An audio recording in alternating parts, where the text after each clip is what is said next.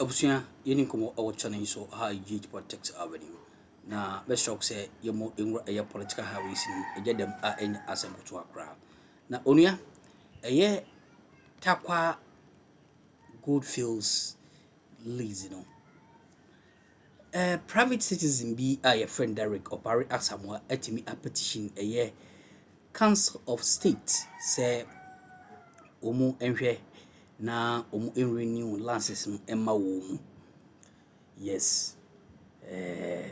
Omu renew license no emma wo mu. Omu fa omu ano entum bi na aban no renew license no emma wo mu. Onia eno ene ya project screen no edi atoso ama wo no. Na Mr. Oxe imonwram na yehwe ne yakɔ ne dia but despite in sema South Africa for nsɛmhu na omudi ekyire Ghana fo nyina no ɔno de wɔ se ebeya yenya bibia manenka because adwuma wo mobɔ no contribute to the growth of the nation. Mebunu nye adwuma ye ni ade ye monwram so at the amount was a good filter quality.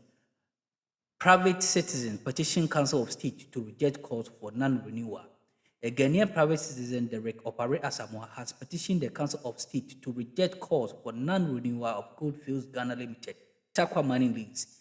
He argues that denying the lease would harm investors' confidence and damage Ghanaian businesses dependent on the mine. Asamoah emphasized that Ghana lacks the capacity to take over the mines, which has been revitalized by over 5 billion investment from Goldfields. The petition urges the government to pursue negotiation and strategic reform to increase Ghanaian ownership and community benefit rather than abrupt nationalization.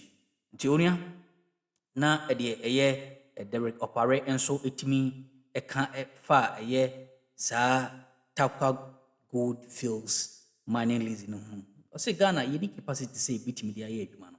Ti ebeya omo transe na omo enye enhihye a bitimi aboa. Say de beya omo eye adwuma wo eye company ni mu omo bitimi maintain wo mu na omo so ensa etumi akoma no. Na ohwe ne ekoso wo eye South Africa ya impo. Ghana ni ba ko etimi afrimu ya. Papa yi ni calling ana ni petition bitimi eye adwuma. Yemo enra eye South Africa. I will join news abra and some of the echo so only be exum AGH Politics Avenue. Yemo grand simply. And when those profits are going to be affected, it affects South African government countries' investment outside. This may lead also to job losses in South Africa. When your export reduces, production reduces, unemployment increases. So as the people are talking about xenophobic and saying that other Africans have taken their job, the impact is going to be worse if other African countries leave the country. The job losses are going to increase. So in economics, there's something we see that international labor is not substitution; it's complementary. So as we and mostly we provide the cheapest form of labor so that you can produce at a cheaper price. So as South Africa is pushing us, Ghana and other countries to leave, labor cost in South Africa is going to be increased and job losses are going to come up. They're also going to see that the yen is going to weaken because export is affected. When export is affected, your country's ability to generate inflows is going to really be affected. In terms of Africa, which is the African Continental Free Trade, their fundamental principle, as we know, is to ensure that goods, services, capital and investment within Africa increases. And as we are seeing, this is going to create some tension between countries. Border issues are going to come up. And as it means, after aim, which is one of their main fundamental principles, is not going to be achieved. So by now, after those who are managing after should also be talking to South Africa for us to really understand what is the problem and how we can address it as a continent. In economics, there is a principle we see that every country must focus on your core competence, and then you trade on the areas that you are not very strong. As we are shown in South Africa, their tourism is going to be affected. A lot of things going to happen. And in terms of Ghana, it's going to be a mix. Overall, cost of doing business in Africa is going to increase because everyone is going to try to find an alternative, and the alternative will not come as cheap as you will get it. Finally, after aims to increase African trade about 15 to 20%, if this continues for a very long time, this target will not be, in the next 5 years, we're not going to be able to achieve it. So it's not good as we see it now. The South Africa may be trying to say they are going to create employment, but in effect, it's going to worsen their unemployment situation because what they are known for, which is export and tourism industry, is really going to suffer because of the negative effects. So the trade angle, South Africa is really, really going to suffer as a country. Professor Pepera, don't go yet. Let's cross over to Lagos once more and try to reconnect with Alester Wilcox, who is a public and political affairs analyst. Alester, do we have clear connection to you now? Hello, Alester, can you hear me? Right, so we are trying to establish clear connection to Alester Wilcox, who is a public and political affairs analyst, joining us all the way from Lagos. But back here in Accra, Nanaya Mreku is an international relations analyst who is already on this conversation with us. Nana, I want to take you back to that diplomatic cable that was released by both countries. It's quite interesting because both cables are dated the 6th of July, which was just yesterday. All cables are effectively communicating the same thing, that they are requesting for a postponement of the scheduled meeting, which was supposed to happen between the 4th to the 7th of August this year. The interesting thing that many are asking is, surely it can't be that on the same day, both governments are requesting for the same thing on the same day. Does it appear that both governments are trying to whip up public sentiments? And really, who is telling the truth? Oh, it's interesting that you should ask that question. Now, diplomacy comes in different forms. There is what we call public diplomacy. And that is where probably I beg to differ from the analysis that was made by the MP on some tangents. That trying to communicate your foreign policy decision is not always done through back doors. We might agree that the language must always be decorum, the language must always be polite and diplomatic, but the channels to communicate must not always be through backdoor channels. You can also engage in what you call public diplomacy. And clearly, this is not a case of it's not an isolated incident in diplomatic practice or in international politics. We see it being done all over the place.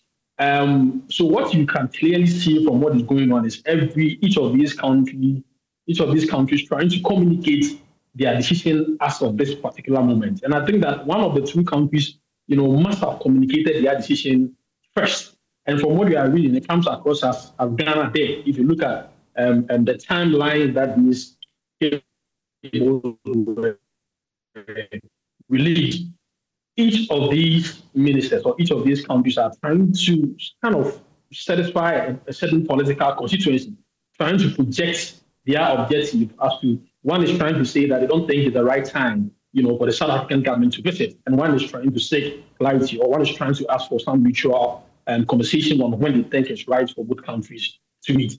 But be that as it may, whichever way you want to look at it, the point I'm making is that these cables are coming at a time where the political and diplomatic environment is charged. There is tension. You can't take that out. That the government of Ghana feels that the South African government has not been completely capable of dealing with this situation of to the Ghanaian citizen that died. South Africa trying to dissociate or distance itself, from the development that happened. And the government of Ghana also seeking clarity. But if you ask my opinion, I would say whether what happened to the Ghanaian that died, whether it's clearly, linked to the match-on-match demonstration, I would say that even if it's disconnected, it draws what is happening. Fosa is coming to Ghana to do, whether it is to kind of water down what is happening or to try to make some excuse for it. I think that this should have been done metaphorically yesterday, right? Yes. The condemnation and trying to provide reasons or trying to kind of make the relationship between Ghana and South Africa and make us understand why there is this politically charged environment or the tension in the atmosphere, if you ask me. Interesting there. And I must put on record that we've also reached out to the South African government for comment, but have largely been unsuccessful. Nana Asafo-Adjei Aye is still with me. He's the deputy ranking member on the Foreign Affairs Committee in Parliament. That public sentiment, especially in Ghana, have been very unfavorable towards South Africa. We've heard Ghanaians called on government to sever ties with South Africa. Do you think that at this moment, public sentiments would influence our relations and how we deal with South Africa going forward?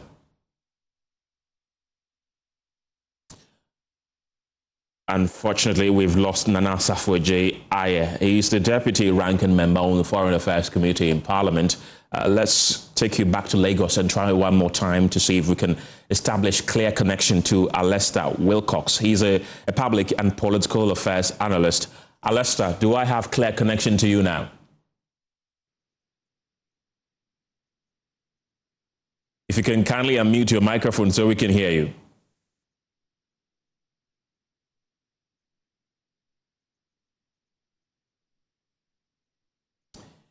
Unfortunately, we appear to be having some technical challenges trying to connect with Alistair Wilcox. He's a public and political affairs analyst all the way from Lagos, Nigeria. Professor Kwesi Pepra is still with me on the line. Professor Pepra, you were talking about the fact that South Africa is going to lose big time if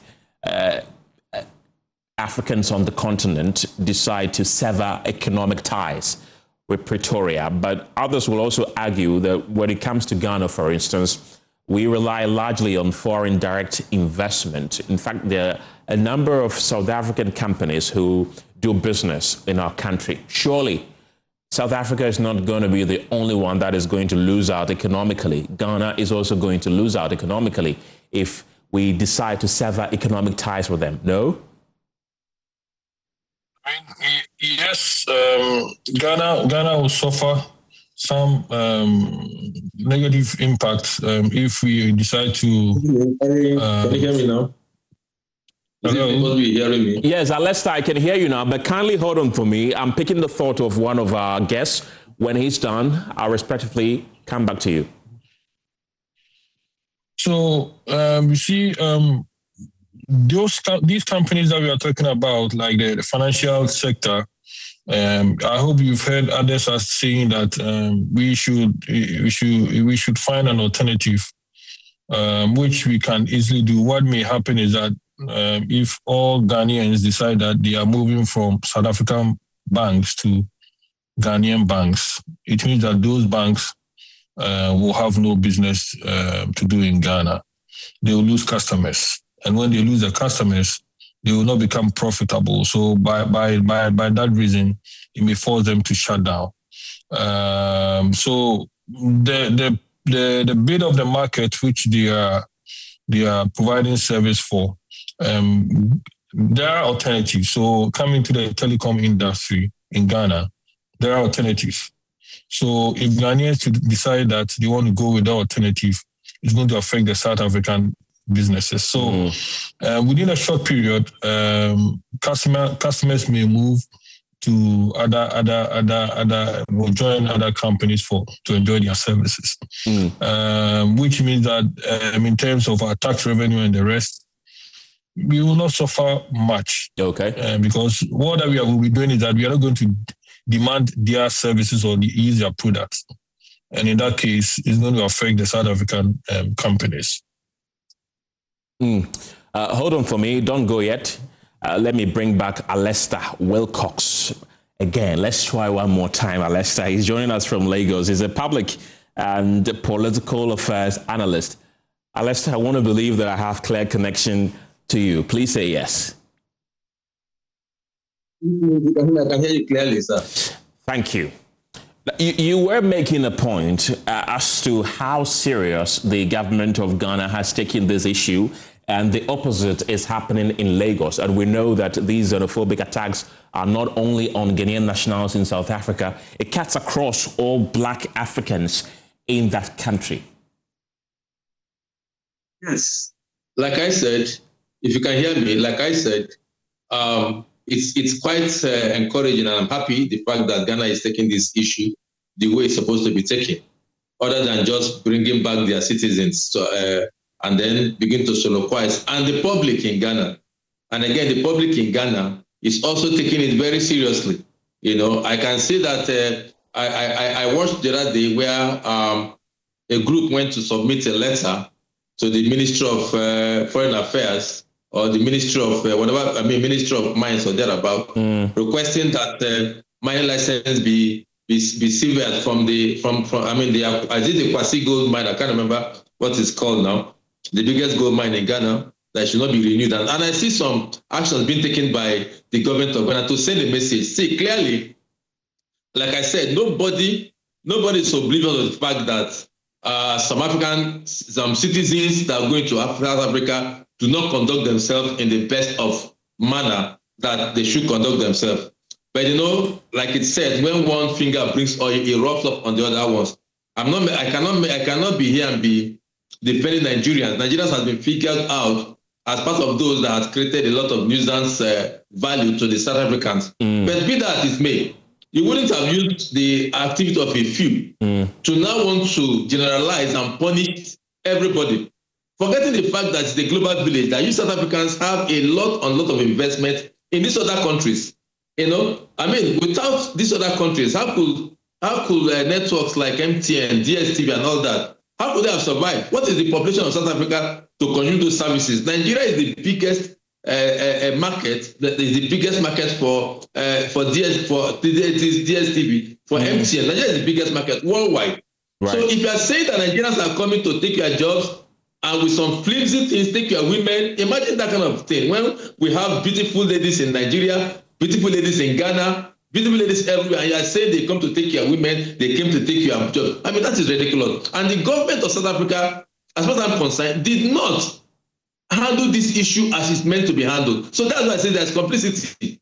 If the government has raised up, and that is why government of Ghana, so I am quite proud of the Ghanaian government to have snubbed the South African president. It's just send a message. No country is subservient to the other. So I praise the government of Ghana to have snubbed the president. Let us understand where we are going. Really, your people. I mean, why is it called xenophobic? Because you are attacking and killing. You are attacking and killing others on the street. Blue murder on the street. Destroying properties on the street, in the full glare of media, full glare of their security agencies, and no arrest is made, nobody is prosecuted. We've not heard of anybody on account of the killing of other nationals on the street of Johannesburg, on the street of Durban, on the street of on the street of South Africa. So let the government of South Africa make the message very clear. They are not for this. They are not complicit in this. Then other Africans can take them seriously. Because right now, I will not, even if the president of South Africa wants to visit Nigeria, I'm sure Nigerians will protest. Because it is an insult on Nigerians.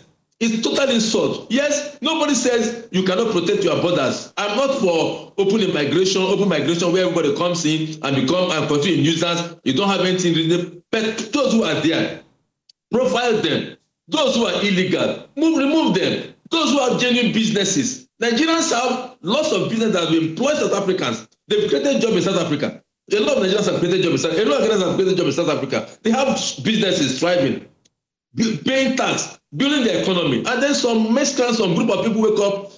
When Nigerians were fighting for South Africans, when Nigerians were giving their grandfathers. We in summer court so our channel so no Saudi Arabia. So why didn't they do me? You were saying